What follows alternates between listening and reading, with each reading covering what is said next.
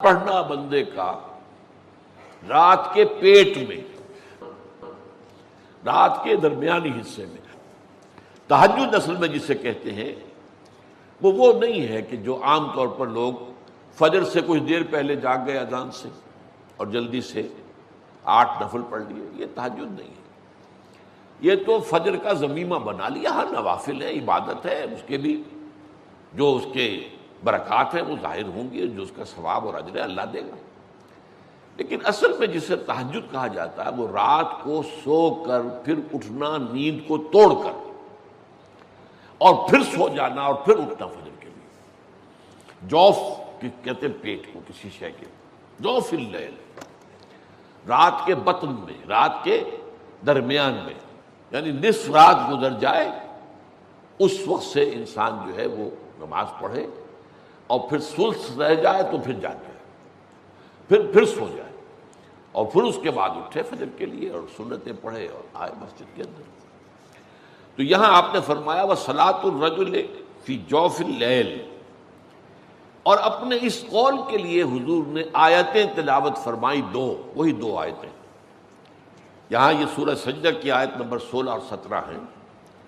تَتَجَافَىٰ جُنُوبُهُمْ عَنِ الْمَضَاجِعِ، اللہ تعالیٰ اپنے خاص محبوب بندوں کی یہ صفات بیان کر رہا ہے کہ ان کے پہلو اپنے بستروں سے علیحدہ رہتے ہیں، رات کے وقت جاگتے رہتے ہیں، بستر پر لیٹیں گے تو سو جائیں گے۔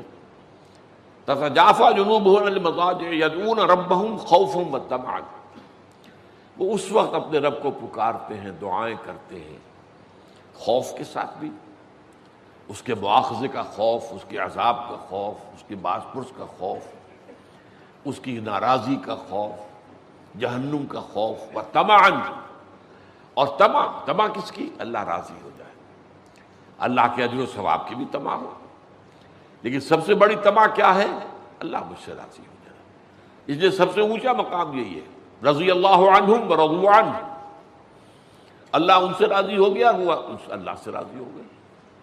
یہ باہمی رضا ہے، بندہ اپنے رب سے راضی رہے، وہ رہے کہ تسلیم و رضا، جو بھی دنیا میں آ رہا ہے اس پر شکوہ، اللہ کا شکوہ زبان پر نہ لائے۔ جو بھی آ رہا ہے یہ میرے رب کی طرف سے ہے، وہ میرا مولا ہے، آقا ہے، دوست ہے، میرا خیر خواہ ہے، اسے معلوم ہے کہ اس شر کے پیچھے کون سا خیر آ رہا ہے، مجھے کیا پتا، مجھے تو شر نظر آ رہا ہے، خیر تو نظر نہیں آ رہا۔ اس لیے فرمایا گیا کہ ہو سکتا ہے عسیٰ ان تکرہوا شیئا وہو خیر لکم، وعسیٰ ان تحبوا شیئا وہو شر لکم، واللہ یعلم وانتم لا تعلمون۔ ہو سکتا ہے تمہیں کوئی چیز بری لگے حالانکہ اسی میں تمہارا خیر ہو، عین ممکن ہے تمہیں کوئی چیز اچھی لگتی ہو حالانکہ اس میں تمہارے لیے شر ہے۔ اللہ جانتا ہے، تم نہیں جانتا۔ اس کیفیت کے اندر دنیا کی زندگی گزارے، اللہ تعالیٰ آخرت میں اسے راضی کر دے گا، اللہ اس سے راضی ہو جائے گا۔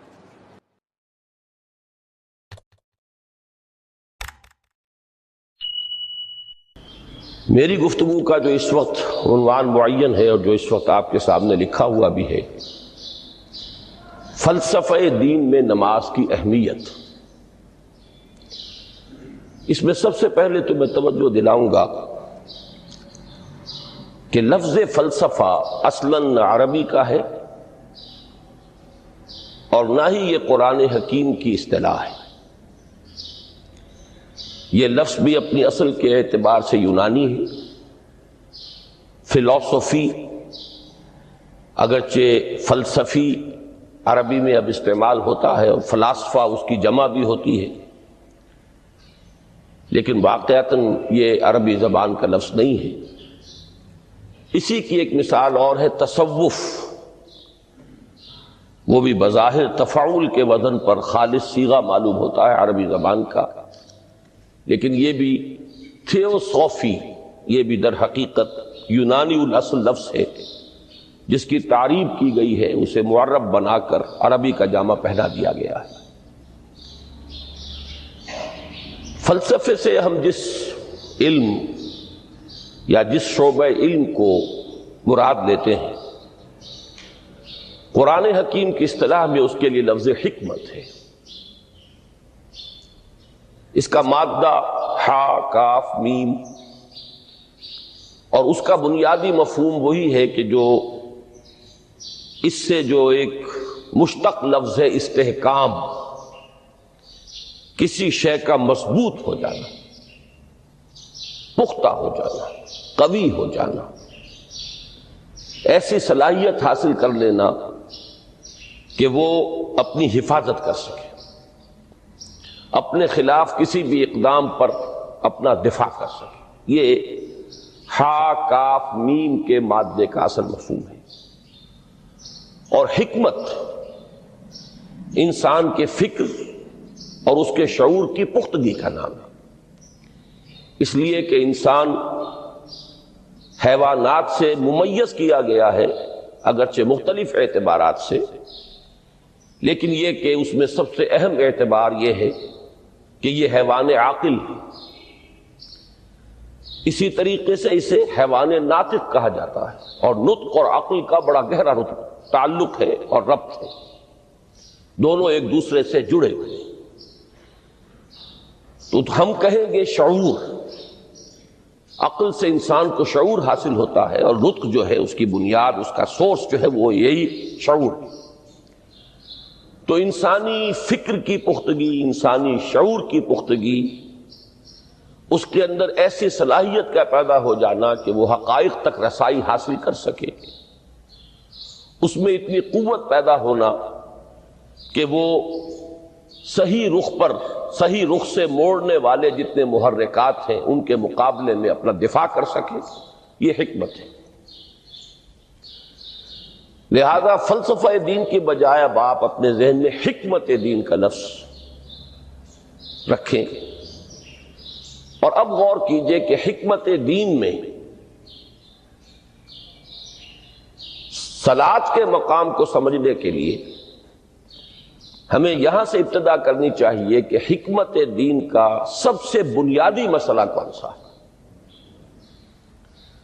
حکمت دین کا سب سے اہم، سب سے بنیادی، اولین مسئلہ معرفت خداوندی ہے۔ انسان اپنے رب کو پہچانے، اور رب کو پہچان کر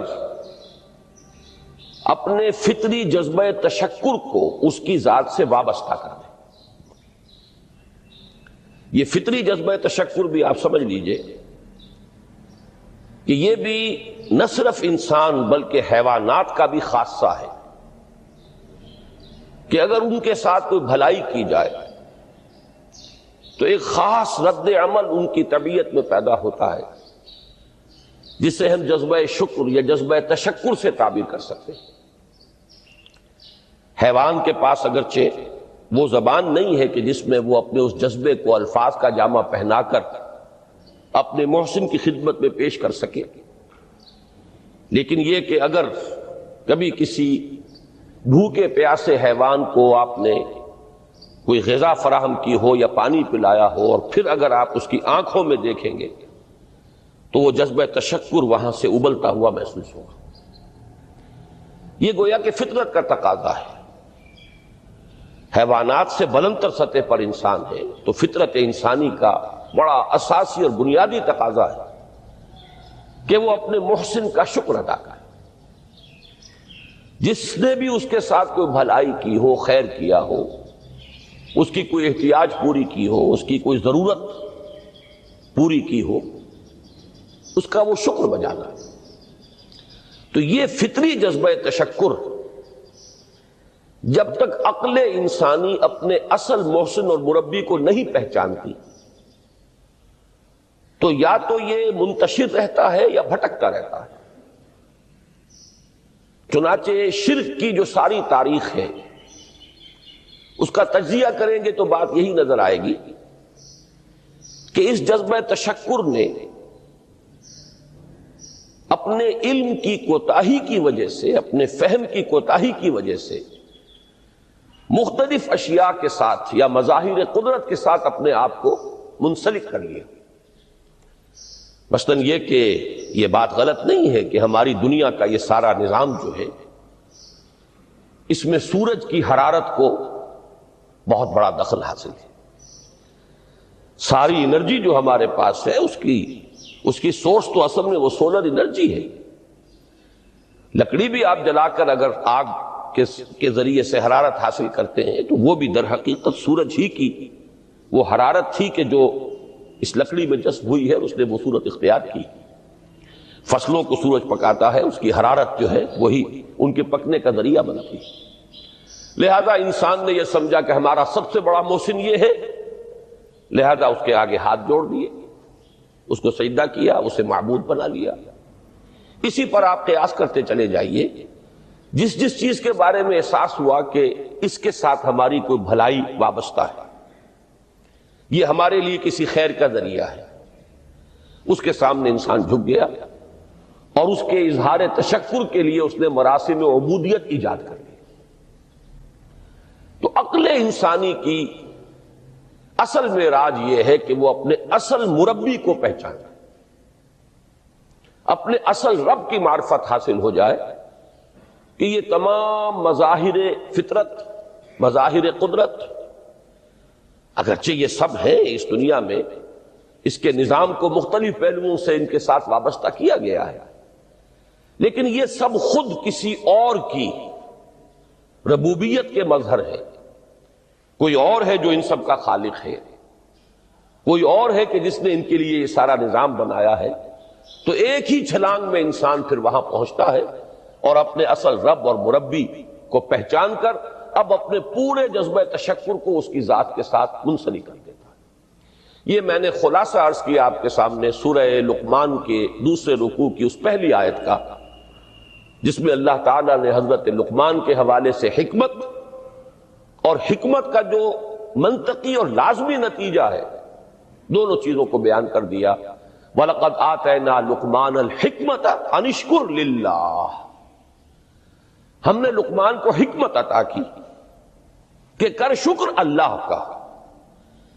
فطرت سلیمہ کا تقاضا شکر، محسن کے لیے، مربی کے لیے، اور عقل کی معراج اپنے اصل محسن اور مربی کو پہچان لینا، اسی کا نام حکمت ہے.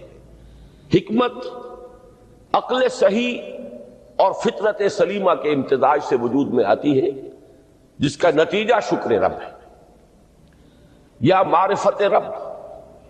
تو یوں سمجھئے کہ حکمت دین کا اساسی مسئلہ یہ، باقی سارے مسائل اب یہیں سے آگے چلیں گے. اس کے لیے یہ بات اگر آپ نے منتخب نصاب کے وہ اسباق پڑھ لیے ہوں تو یہ چیزیں سامنے آ چکی ہوں گی کہ اس کے لیے قرآن کا اسلوب یہ ہے کہ آیات کے حوالے سے انسان کے اندر معرفت رب کو جگایا جاتا ہے. میں نے جگانے کا لفظ استعمال کیا ہے کہ قرآن کی حکمت یہ ہے کہ رب کی معرفت فطرت انسانی میں موجود ہے لیکن سوئی ہوئی ہے، ڈورمنٹ ہے، اسے جگانا ہے، اسے ایکٹیویٹ کرنا ہے. اس کے لیے آیات آفاقی، ان فی خلق السماوات والارض واختلاف اللیل والنہار والفلک التی تجری فی البحر بما ينفع الناس الی آخر الآیہ. اسی طرح آیات انفسی، وفی انفسکم افلا تبصرون، سنریہم آیاتنا فی الآفاق وفی انفسہم حتی یتبین لہم انہ الحق. لیکن ان آیات آفاقیہ کی طرف بھی صحیح نقطہ نظر سے متوجہ کرنے کے لیے اور انسان کے اندر کی اس سوئی ہوئی معرفت رب کو جگانے کے لیے سب سے زیادہ مؤثر آیات قرآنیہ ہیں.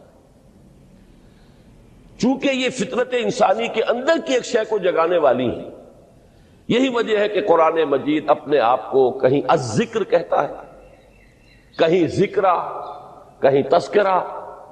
یہ تو یاد دہانی ہے، تمہارے اپنے اندر معرفت رب موجود تھی یا موجود ہے، لیکن یا تمہیں اس کا شعور نہ تھا، وہ تمہارے شعور کی سطح پر نہیں آئی تھی، یا یہ کہ آئی تھی لیکن پھر تم اسے بھول گئے، ذہول کے پردے پڑ گئے. جیسا کہ علامہ اقبال نے کہا کہ کافر کی یہ پہچان کے آفاق میں گم ہے، تم پھر گم ہو گئے. لہذا اس کو اجاگر کرنے کے لیے، تازہ کرنے کے لیے یہ آیات قرآنیہ ہیں. ان اندھیروں سے، گمشدگی کے اندھیروں سے نکالنے کے لیے معرفت کی روشنی میں لانے کے لیے یہ آیات مبارکہ ہے۔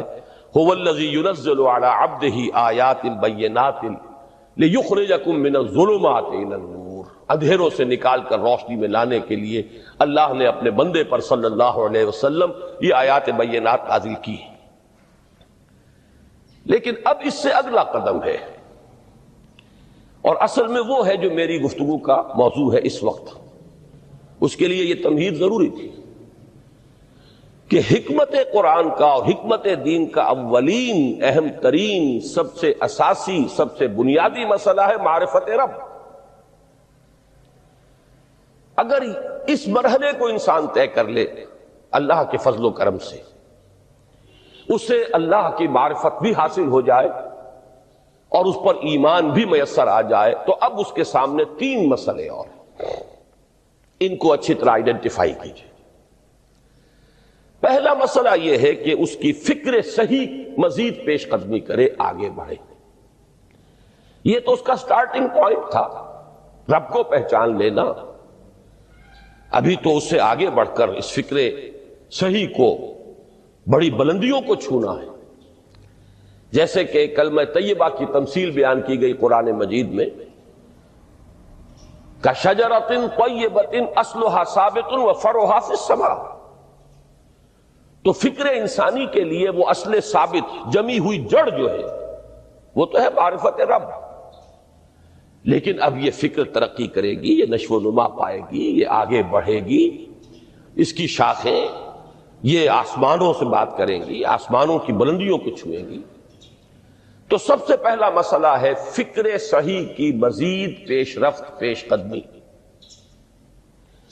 دوسرا مسئلہ انسان کا بہت بنیادی، عمل کی درستی، صحیح عمل۔ انسان اپنے نفس امارہ سے مغلوب ہو کر یا جذبات کی رو میں بہہ کر یا ماحول کے اثرات سے مرعوب ہو کر وہ کسی غلط رخ پر نہ پڑ جائے، تو اس کے عمل کو درست رکھنے کے لیے کوئی اسے سہارا درکار ہے۔ اور تیسری ضرورت اس کی، یہ میرے نزدیک اس دور میں سب سے زیادہ نگاہوں سے اوجھل ہو چکی ہے، یہاں تک کہ ہمارے بہت سے دینی حلقے بھی، خاص طور پر جو ریلیجس ایکٹیوسٹ شمار ہوتے ہیں، جو دین کی احیائی جد و جہد میں مصروف نظر آتے ہیں، تجدید دین، احیاء دین، غلبہ دین، اقامت دین، ان کی بھی ایک بہت بڑی محرومی ہے کہ وہ ایک تیسرے گوشے کو تقریباً نظر انداز کر رہے ہیں، اور وہ ہے روحانی ترقی۔ اس لیے کہ انسان کی اصل عظمت کی بنیاد تو وہ روح ہے جو اس میں پھونکی گئی، وَنَفَخْتُ فِيهِ مِن رُوحِي، جس کا تعلق ذات باری تعالیٰ کے ساتھ ہے۔ کم سے کم یہ تو ہر شخص مانے گا، کوئی بڑے سے بڑا ریشنلسٹ اور روحانیت کا منکر شخص وہ بھی یہ تو ماننے پر مجبور ہے کہ اللہ تعالیٰ نے اس کی جو نسبت اپنی طرف فرمائی ہے روحی، اس میں در حقیقت انسانی روح کی عظمت اور اس کی شرافت، اس کی بلندی اور اس کی بزرگی کی طرف اشارہ ہے۔ بہرحال اس کی ترقی، فکر صحیح کی ترقی۔ نمبر دو، عمل کی درستی، اس میں افراط و تفریط نہ ہو، اس میں انسان نفس امارہ سے مغلوب ہو کر یا جذبات کی رو میں بہہ کر یا ماحول کے اثرات سے متاثر ہو کر کوئی غلط اور غیر متوازن راستہ اختیار نہ کر لے۔ اور نمبر تین، روحانی ترقی۔ اب ان میں سے پہلی چیز کو لیجئے، فکر صحیح کے مزید ارتقاء اور اس کی مزید پیش قدمی کے لیے قرآن حکیم نے بھی سورہ آل عمران کے آخری رکوع میں ذکر کو سب سے پہلے اور سب سے اہم عامل کی حیثیت سے شمار کیا۔ چنانچہ اس کی پہلی آیت جو ہے سورہ آل عمران کے آخری رکوع کی، اس میں تو وہی مضمون جو میں بیان کر چکا وہ آیا ہے، ان فی خلق السماوات والارض واختلاف اللیل والنہار لآیات لأولی الالباب، یقیناً آسمانوں اور زمین کی تخلیق میں اور دن اور رات کے الٹ پھیر میں نشانیاں ہیں ہوش مندوں کے لیے۔ ان کے ذریعے سے انسانی شعور کے اندر وہ معرفت رب اجاگر ہوگی۔ وہ پہلا مرحلہ اس نے طے کر لیا، وہ ڈورمنٹ معرفت اب ایکٹیویٹ ہو گئی۔ اب مزید فکر کا مرحلہ ہے جو اگلی آیت میں آیا ہے، الذین یذکرون اللہ قیاما وقعودا وعلی جنوبہم ویتفکرون فی خلق السماوات والارض ربنا ما خلقت ھذا باطلا سبحانک فقنا عذاب النار۔ یعنی تفکر جو ہے، ویتفکرون فی خلق السماوات والارض، وہ تفکر کرتے ہیں، غور و فکر کرتے ہیں آسمان اور زمین کی تخلیق میں، لیکن اس تفکر کے ساتھ لازماً ذکر، اور ذکر مدام، ذکر بھی وہ کہ جو مستقل ہو، ہر حالت میں ہو۔ الذین یذکرون اللہ قیاما وقعودا وعلی جنوبہم، وہ لوگ کہ جو اللہ کو یاد رکھتے ہیں، اللہ کا ذکر کرتے ہیں، کھڑے ہوئے بھی، بیٹھے ہوئے بھی، اور اپنے پہلوؤں کے بل یعنی لیٹے ہوئے بھی۔ اب ان تین کے سوا تو کوئی پوزیشن انسان کی نہیں ہے، اسی کا نام ہے دوام ذکر۔ اور اس کے ساتھ اگر وہ تفکر کرتے ہیں تو ان کا فکر اگلی منزل تک پہنچتا ہے۔ میں اس پر زیادہ بحث اس وقت نہیں کروں گا، اس وقت میں نے چونکہ وہ تین باتیں بیان کی تھی، میں درجہ بدرجہ چاہتا ہوں کہ آگے بڑھوں اور ایک حد سے زیادہ کسی بھی مسئلے میں تجاوز نہ کروں۔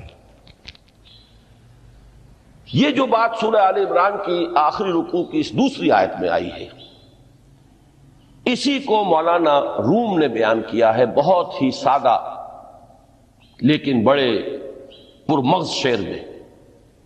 این قدر گفتیم باقی فکر کن، فکر اگر جامد بوت رو ذکر کن۔ اس قدر تو ہم نے تمہیں بتا دیا، سمجھا دیا، یہ بات تو آ گئی تمہارے عقل میں، اب جاؤ خود غور کرو، مزید آگے پیش قدمی کرو۔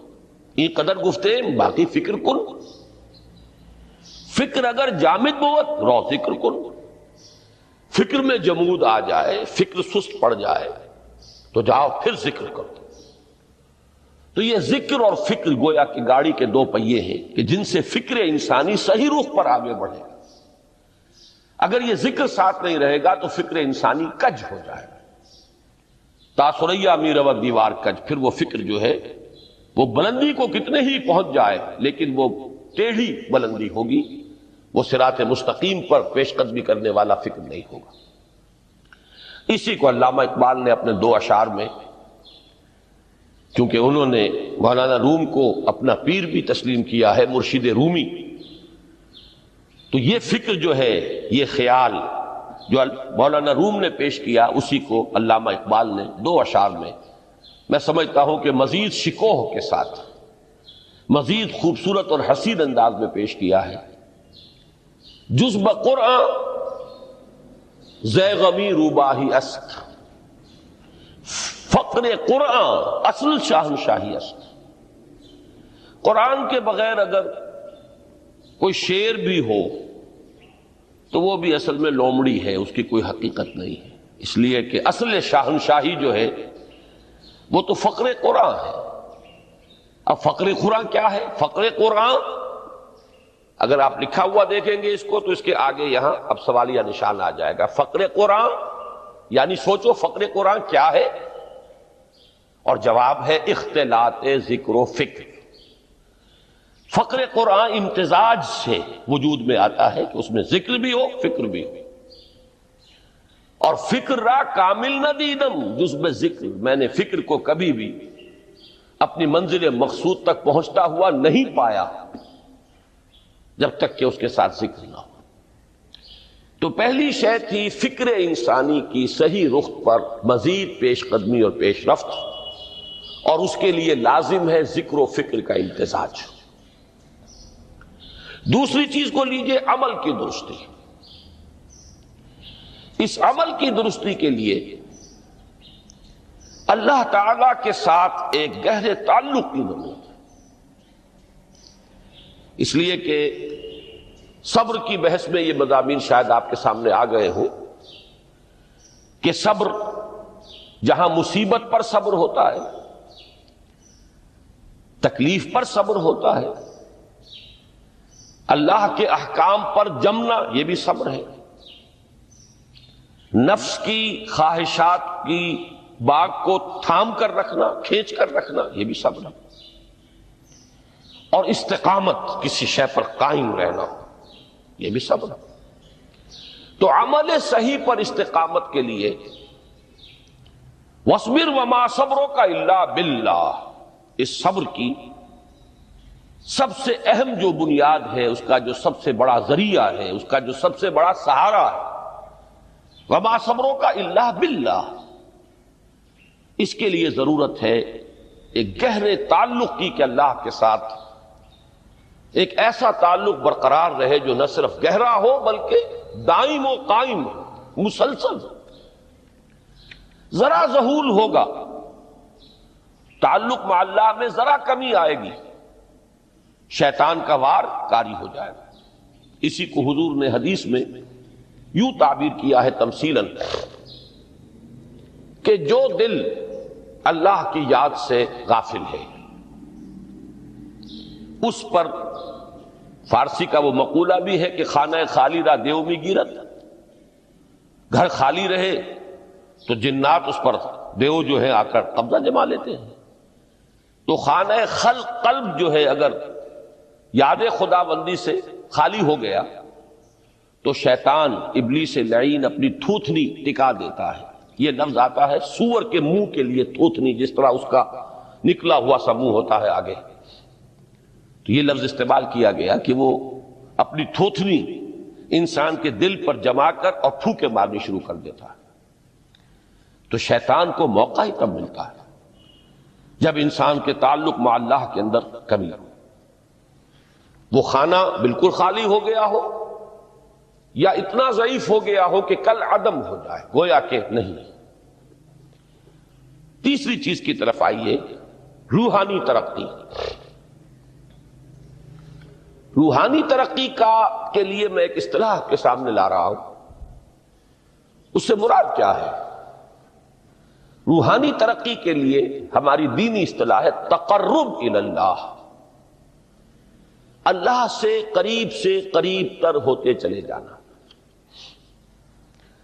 اس پر میرا ایک کتابچہ بھی ہے، تقرب الی اللہ کے دو مدارج، دو درجے، جو در حقیقت ایک حدیث نبوی علیہ الصلوۃ والسلام ہی پر مبنی ہے کہ حضور نے ایک درجہ قرار دیا ہے تقرب بالفرائض، فرائض کے ذریعے سے انسان اللہ کا قرب حاصل کرے۔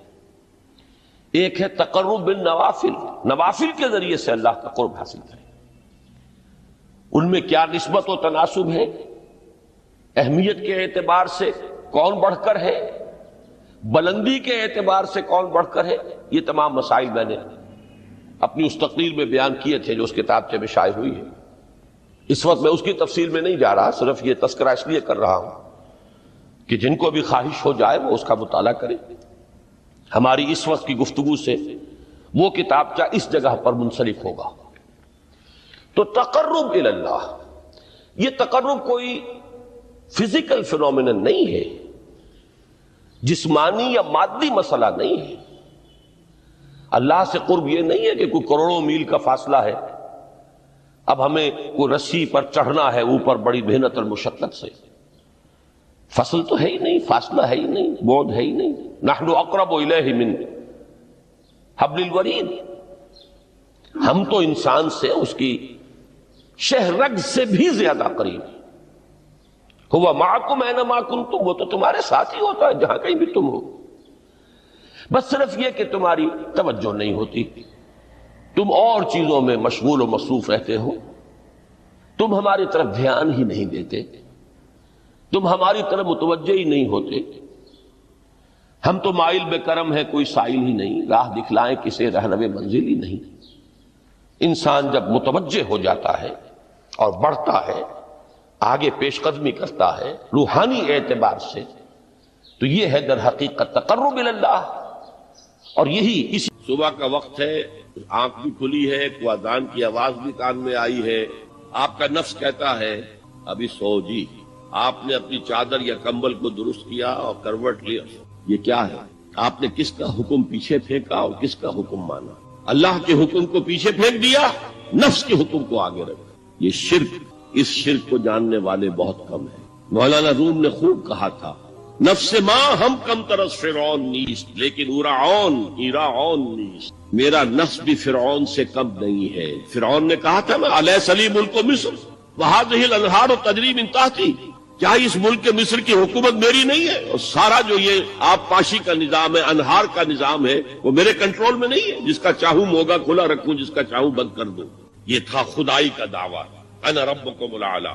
تو مولانا روم کہتے ہیں میرا نفس بھی اس سے کمتر نہیں ہے. وہ کہتا یہ جسم میرا ہے، اس پر میرا حکم چلے گا. میں نہیں جانتا کون اللہ کون رسول، کیا حرام کیا حلال.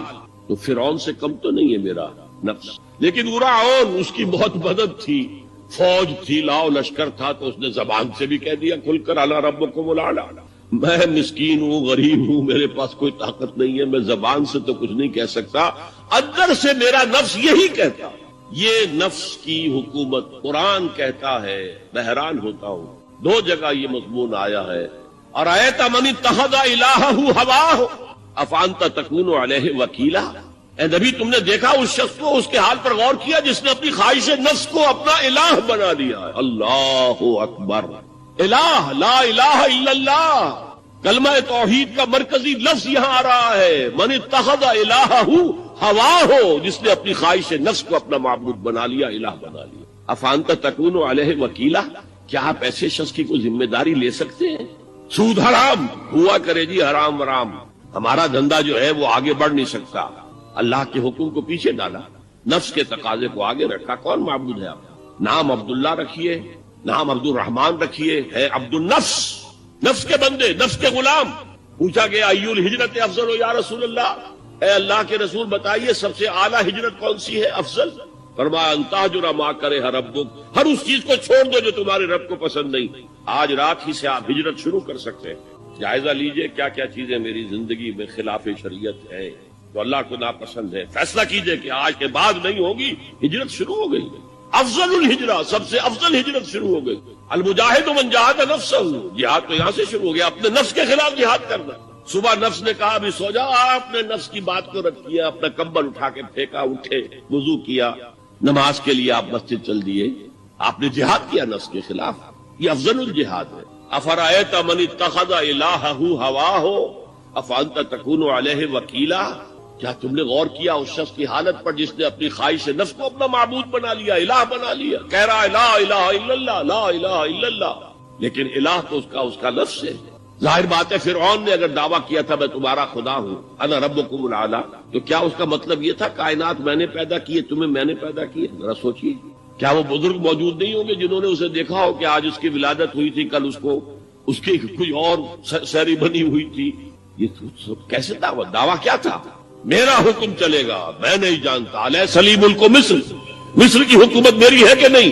قرآن حکیم نے بھی سورہ آل عمران کے آخری رکوع میں ذکر کو سب سے پہلے اور سب سے اہم عامل کی حیثیت سے شمار کیا. چنانچہ اس کی پہلی آیت جو ہے سورہ آل عمران کے آخری رکوع کی، اس میں تو وہی مضمون جو میں بیان کر چکا وہ آیا ہے. ان فی خلق السماوات والارض واختلاف اللیل والنہار لآیات لأولی الالباب، یقیناً آسمان اور زمین کی تخلیق میں اور دن اور رات کے الٹ پھیر میں نشانیاں ہیں ہوش مندوں کے. ان کے ذریعے سے انسانی شعور کے اندر وہ معرفت رب اجاگر ہوگی. وہ پہلا مرحلہ اس نے طے کر لیا، وہ ڈورمنٹ معرفت اب ایکٹیویٹ ہو گئی. اب مزید فکر کا مرحلہ ہے جو اگلی آیت میں آیا ہے، الذین یذکرون اللہ قیاما وقعودا وعلی جنوبہم ویتفکرون فی خلق السماوات والارض ربنا ما خلقت ھذا باطلا سبحانک فقنا عذاب النار. یعنی تفکر جو ہے، ویتفکرون فی خلق السماوات والارض، وہ تفکر کرتے ہیں، غور و فکر کرتے ہیں آسمان اور زمین کی تخلیق میں، لیکن اس تفکر کے ساتھ لازماً ذکر اور ذکر مدام، ذکر بھی وہ کہ جو مستقل ہو، ہر حالت میں ہو۔ الذین یذکرون اللہ قیاما وقعودا وعلی جنوبہم، وہ لوگ کہ جو اللہ کو یاد رکھتے ہیں، اللہ کا ذکر کرتے ہیں، کھڑے ہوئے بھی، بیٹھے ہوئے بھی، اور اپنے پہلوؤں کے بل یعنی لیٹے ہوئے بھی۔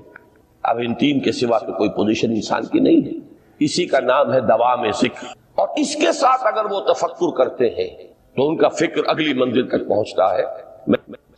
تو پہلی شے تھی فکر انسانی کی صحیح رخ پر مزید پیش قدمی اور پیش رفت، اور اس کے لیے لازم ہے ذکر و فکر کا امتزاج۔ دوسری چیز کو لیجئے عمل کی درستی۔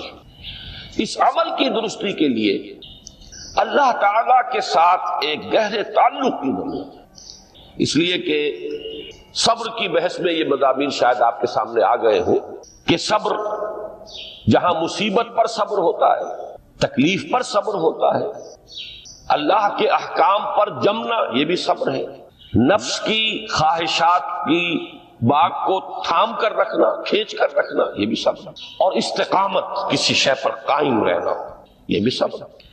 تو عمل صحیح پر استقامت کے لیے وَاصْبِرْ وَمَا صَبْرُكَ إِلَّا بِاللَّهِ، اس صبر کی سب سے اہم جو بنیاد ہے، اس کا جو سب سے بڑا ذریعہ ہے، اس کا جو سب سے بڑا سہارا ہے، وَمَا صَبْرُكَ إِلَّا بِاللَّهِ، اس کے لیے ضرورت ہے ایک گہرے تعلق کی کہ اللہ کے ساتھ ایک ایسا تعلق برقرار رہے جو نہ صرف گہرا ہو بلکہ دائم و قائم، مسلسل۔ ذرا ظہول ہوگا تعلق مع اللہ میں، ذرا کمی آئے گی، شیطان کا وار کاری ہو جائے گا۔ اسی کو حضور نے حدیث میں یوں تعبیر کیا ہے تمثیلاً کہ جو دل اللہ کی یاد سے غافل ہے اس پر، فارسی کا وہ مقولہ بھی ہے کہ خانہ خالی را دیو میں گیرت، گھر خالی رہے تو جنات اس پر دیو جو ہے آ کر قبضہ جما لیتے ہیں۔ تو خانہ قلب جو ہے اگر یاد خدا بندی سے خالی ہو گیا تو شیطان ابلیس لعین اپنی تھوتنی ٹکا دیتا ہے۔ یہ لفظ آتا ہے سور کے منہ کے لیے تھوتنی، جس طرح اس کا نکلا ہوا سا منہ ہوتا ہے آگے، تو یہ لفظ استعمال کیا گیا کہ وہ اپنی تھوتنی انسان کے دل پر جما کر اور پھوکے مارنی شروع کر دیتا ہے۔ تو شیطان کو موقع ہی تب ملتا ہے جب انسان کے تعلق مع اللہ کے اندر کمی، وہ خانہ بالکل خالی ہو گیا ہو یا اتنا ضعیف ہو گیا ہو کہ کل عدم ہو جائے، گویا کہ نہیں۔ تیسری چیز کی طرف آئیے، روحانی ترقی۔ روحانی ترقی کے لیے میں ایک اصطلاح کے سامنے لا رہا ہوں، اس سے مراد کیا ہے؟ روحانی ترقی کے لیے ہماری دینی اصطلاح ہے تقرب الی اللہ، اللہ سے قریب تر ہوتے چلے جانا۔ اس پر میرا ایک کتابچہ بھی ہے، تقرب الی اللہ کے دو مدارج، دو درجے، جو در حقیقت ایک حدیث نبوی علیہ الصلوۃ والسلام ہی پر مبنی ہے کہ حضور نے ایک درجہ قرار دیا ہے تقرب بالفرائض، فرائض کے ذریعے سے انسان اللہ کا قرب حاصل کرے۔ ایک ہے تقرب بالنوافل، نوافل کے ذریعے سے اللہ کا قرب حاصل کرے۔ ان میں کیا نسبت و تناسب ہے، اہمیت کے اعتبار سے کون بڑھ کر ہے، بلندی کے اعتبار سے کون بڑھ کر ہے، یہ تمام مسائل میں نے اپنی اس تقریر میں بیان کیے تھے جو اس کتاب میں شائع ہوئی ہے۔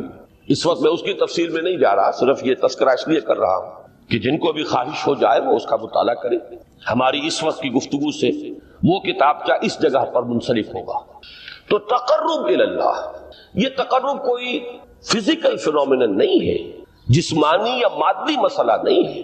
اللہ سے قرب یہ نہیں ہے کہ کوئی کروڑوں میل کا فاصلہ ہے، اب ہمیں کوئی رسی پر چڑھنا ہے اوپر بڑی محنت اور مشقت سے، فصل تو ہے ہی نہیں، فاصلہ ہے ہی نہیں، بعد ہے ہی نہیں۔ نحن اقرب الیہ من حبل الورید، ہم تو انسان سے اس کی شہرگ سے بھی زیادہ قریب ہیں۔ ہوا معکم اینما کنتم، وہ تو تمہارے ساتھ ہی ہوتا ہے جہاں کہیں بھی تم ہو، بس صرف یہ کہ تمہاری توجہ نہیں ہوتی، تم اور چیزوں میں مشغول و مصروف رہتے ہو، تم ہماری طرف دھیان ہی نہیں دیتے، تم ہماری طرف متوجہ ہی نہیں ہوتے۔ ہم تو مائل بے کرم ہے، کوئی سائل ہی نہیں، راہ دکھلائیں کسے رہنو منزل ہی نہیں۔ انسان جب متوجہ ہو جاتا ہے اور بڑھتا ہے، آگے پیش قدمی کرتا ہے روحانی اعتبار سے، تو یہ ہے در حقیقت تقرب الی اللہ، اور اسی کو ہم کہیں گے روحانی ترقی۔ اب ان تین چیزوں کو اگر آپ نے ذہن میں جما لیا، پھر میری بات کی ترتیب اس کو ذہن میں قائم کیجئے۔ ہم چلے کہاں سے کہ دین کے ساتھ اصل مناسبت فلسفے کی نہیں، حکمت کی۔ نمبر 2، حکمت قرآنی کا پہلا اور اہم ترین اور بنیادی مسئلہ معرفت رب کا حصول ہے۔ اس کا نتیجہ شکر خدا، اس کا ذریعہ آیات آفاقی، آیات انفسی، اور سب سے بڑھ کر آیات قرآنیہ ہے جو الذکر ہے، جو تذکرہ ہے، جو ذکرہ ہے۔ لیکن اس پہلے مرحلے کو اگر کوئی انسان بفضل ہی تعالی، اللہ کے فضل و کرم سے طے کر لے، اب اس کے سامنے 3 مسئلے ہیں۔ فکر کی مزید پیش رفت، مزید پیش قدمی صحیح رخ پر، اس کے لیے ذکر اور فکر دونوں کا امتزاج لازمی۔ فقر قرآن اختلاط ذکر و فکر۔ الذین یذکرون اللہ قیاما وقعودا وعلی جنوبہم ویتفکرون فی خلق السماوات۔ دوسری شے عمل کا درست رہنا، نہ افراط و تفریط ہو، عدم توازن ہو، نہ انسان نفس سے مغلوب ہو جائے، نہ انسان جذبات کی رو میں اندھا ہو جائے، نہ انسان ماحول سے مرعوب ہو کر متاثر ہو، صحیح رخ پر اس کا عمل۔ نمبر 3، روحانی ترقی، جو اصل حاصل ہے، جو اصل مقصود ہے۔ نمبر 2 چیز کے لیے تعلق مع اللہ ضروری، نمبر 3 کے لیے تقرب الی اللہ۔ اب غور کیجئے، ان تینوں چیزوں کا بڑا گہرا تعلق ہے نماز کے ساتھ۔ ان تینوں کے لیے ستون کی حیثیت نماز کو، لہذا ایمان کے بعد یا معرفت رب کے بعد حکمت دین کا اہم ترین مسئلہ نماز، صلاۃ۔ اس لیے کہ ایک طرف یہ انسان کو اللہ کے ساتھ ایک گہرے تعلق کا ذریعہ فراہم کرتی ہے، اپنے تمام مصروفیات میں سے، ان مشغولیتوں میں جن میں گم ہونے کا خدشہ ہوتا ہے، نکلو۔ 24 گھنٹے کے معمولات میں سے کم 5 مرتبہ تو لازماً نکلو، اور اپنے آپ کو ذرا، اپنے حواس کو بھی، اپنی باطنی کیفیات کو بھی ذرا تازہ کرو۔ اگر کوئی گندگی، نجاست، کسی طرح کی ناپاکی کا کوئی معاملہ ہے، طہارت حاصل کرو۔ طہارت سے تمہارے اندر روح کو بھی بالیدگی ہوگی، تمہارے حواس بھی تازہ ہوں گے، تم گویا کہ بحیثیت کل تمہاری ہستی چاق و چوبند ہو جائے گی۔ وہ کسل، وہ سستیاں، وہ جو ایک کثافتیں ہوتی ہیں، ان سب سے نجات حاصل کرو، اور اب اپنے رب کے حضور میں کھڑے ہو جاؤ، اس کے ساتھ اپنا عہد بھی تازہ کرو، اس کی اہم صفات کو بھی اپنے ذہن میں پھر مستحضر کرو۔ یہی وجہ ہے، دیکھیے میں نے جو آیات آپ کو شروع میں سنائی تھی، سورہ لقمان کی 2 آیتیں، پہلی آیت میں اس کا ترجمہ کر چکا، دوسری آیت وَلَقَدْ وَإِذْ قَالَ لُقْمَانُ لِابْنِهِ وَهُوَ يَعِظُهُ يَا بُنَيَّ لَا تُشْرِكْ بِاللَّهِ إِنَّ الشِّرْكَ لَظُلْمٌ عَظِيمٌ۔ اس کے بعد درمیان میں کچھ مضمون آ کر پھر وہ آیہ مبارکہ آئی، یا بنی اقیم الصلاۃ وامر بالمعروف وانہی عن المنکر واصبر علی ما اصابک۔ گویا کہ اہم ترین چیز، بنیادی ترین چیز، اللہ کو محض پہچان لینا کافی نہیں ہے، یاد رکھنا ضروری ہے۔ اللہ یاد رہے گا تو فکر صحیح آگے بڑھے، اللہ یاد رہے گا اور اس کے ساتھ ایک گہرا تعلق جو ہے برقرار رہے گا تو عمل درست رہے گا۔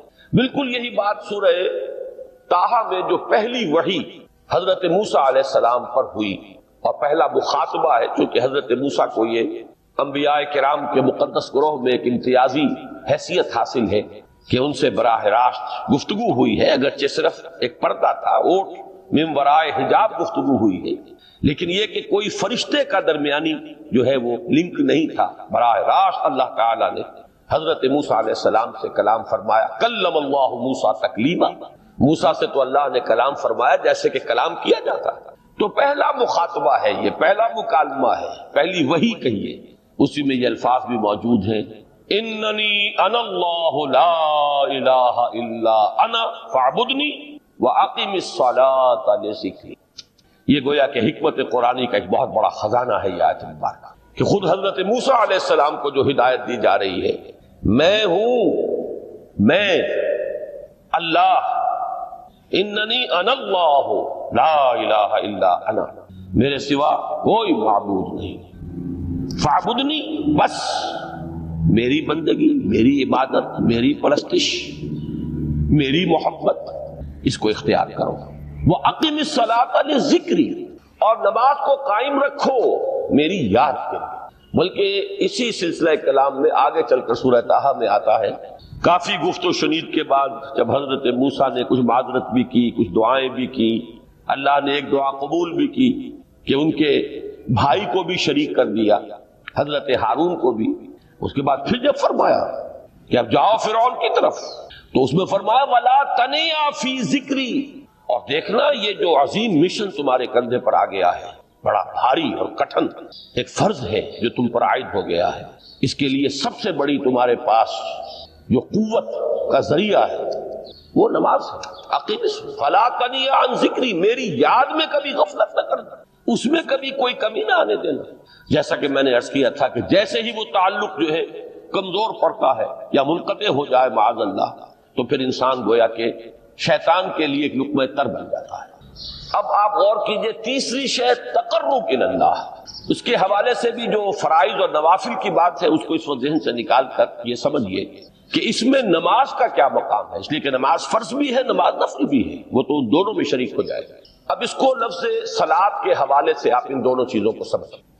صاد لام واو یا یہ چونکہ حروف علت ایک دوسرے سے بدلتے رہتے ہیں، یہ جو مادہ ہے اس کی جو خالص لغوی اصل ہے، جو خالص عربی زبان میں اس کا بنیادی مفہوم ہے، وہ آگ جلانا یا آگ تاپنا یا آگ سینکنا، حرارت حاصل۔ لہذا بار بار آتا ہے جہنم کے ذکر میں اسلوہا، اب جلو اس میں، تاپو اس کو، یہ سینکے گی تمہیں۔ بلکہ تفتلون کا لفظ آیا ہے حضرت موسیٰ کے کلام میں، جب وہ گئے تھے کوہ طور پر، جب پہنچ گئے تو تھے آگ تک کی تلاش میں، لعلکم تفتلون، تو اپنے اہل خانہ سے یہی کہا تھا کہ مجھے کہیں وہ روشنی نظر آ رہی ہے، غالباً کوئی وہاں سے آگ مل سکے گی، ورنہ یہ کہ کوئی رہنمائی کو رستہ مجھے مل سکے گا، میں وہ آگ لے آؤں گا، کوئی چنگاری وہاں سے لے آؤں، لعلکم تفتلون، تاکہ تم، اب یہ اصطلاح در حقیقت باب افتعال ہے، اور یہ تے یہاں پر توئے کی شکل اختیار کر گئی، تا نے توبن کی صورت اختیار کی سواد کی وجہ سے۔ بہرحال اس کا سب سے بنیادی مفہوم جو ہے وہ ہے تاپنا، سکائی حاصل کرنا، حرارت۔ اس کے حوالے سے سمجھ لیجئے کہ سب سے بنیادی تعلق اس کا جو ہے وہ روح کے ساتھ ہے۔ روح میں محبت خداوندی کی آگ اگر ٹھنڈی پڑ گئی ہو، اگر محبت خداوندی کی حرارت میں کمی ہو گئی تو اس کو اثر نو، جس کو کہ میں آج سوچ رہا تھا تو ایک لفظ ذہن میں آیا کہ جیسے بیٹری اس کو ریچارج کیا جاتا ہے، اسی طریقے سے روح کے اندر محبت خداوندی کی اس حرارت کو اثر نو تازہ کرنا، یہ ہے در حقیقت نماز کا اصل مقصد۔ اس لیے کہ اس لفظ کا بنیادی مفہوم، اصل لغوی مفہوم تو یہ، اگرچہ اس کا سب سے زیادہ کثرت سے جو استعمال ہوتا ہے، اور لفظ صلاۃ جس سے در حقیقت جس تصور پر مبنی ہے وہ ہے اقدام، کسی کی طرف متوجہ ہونا اور پھر دعا۔ صلاۃ کا سب سے قریبی مفہوم لفظی جب بیان کیا جائے گا، اس سے مراد، اس کے معنی، تو دعا اس میں اہم ترین ہے۔ کسی کی طرف توجہ کرنا، مناجات کرنا، گفتگو کرنا، مخاطبہ، مکالمہ، دعا، یہ در حقیقت صلاۃ کا سب سے بڑا اصطلاحی مفہوم ہے۔ لیکن جو اس کا مادہ ہے، صاد لام واو یا صاد لام یا، اس کا اصل مفہوم جو ہے وہ تاپنا، حرارت حاصل کرنا۔ تو ان دونوں کے حوالے سے عرض کر رہا ہوں، وہ تاپنا اور حرارت حاصل کرنا وہ ہے روح کے اعتبار سے۔ وہ جو کہا اقبال نے کہ بجھی عشق کی آگ اندھیر ہے، مسلمان نہیں راہ کا ڈھیر ہے۔ یہ عشق کی آگ جب بجھ جاتی ہے، در حقیقت یہی تو انسان کی روحانی موت ہے۔ جب یہ نہ رہے تو چاہے منطق میں بہت انسان ماہر ہو، مجھے اقبال کا ایک شعر یاد آیا تقابل کرتے ہوئے، ایک انسان محکوم اور ایک انسان حر، آزاد انسان، ان کی نفسیات میں جو بنیادی فرق علامہ اقبال نے مختلف مواقع پر بیان کیے ہیں۔ محکوم ہے بیگانہ اخلاص و مروت، ہر چند کے منطق کی دلیلوں میں ہے چالاک، تو منطق کی دلیلوں میں انسان چالاک ہو جائے اور وہ لغت ہائے حجازی کا وہ ایک خزانہ بن جائے، اسے تمام الفاظ کے معنی یاد ہو، وہ بڑے مسائل فقہ کے اسے ازبر ہو، جزیات، بے انتہا جزیات جو ہے وہ مستحضر ہو، فلسفے کے بڑے بڑے مسئلے اس نے حل کر لیے ہیں، لیکن اگر روح میں وہ اللہ کی محبت کی آگ نہیں ہے، وہ تپش نہیں ہے، بجھی عشق کی آگ اندھیر ہے، مسلمان نہیں راہ کا ڈھیر۔ اسی کے حوالے سے آج مجھے یاد آیا تھا کہ وہ جو بڑی سادہ سی ایک نظم ہے، اللہ تعالیٰ سے دعا، یا رب دل مسلم کو وہ زندہ تمنا دے، اس میں بھی جو الفاظ آئے ہیں جو روح کو گرما دے اور قلب کو تڑپا، یہ ہے اصل جو مقصود ہے نماز کا۔ اور یہی وہ چیز ہے جیسا کہ میں نے عرض کیا تھا کہ نگاہوں سے اوجھل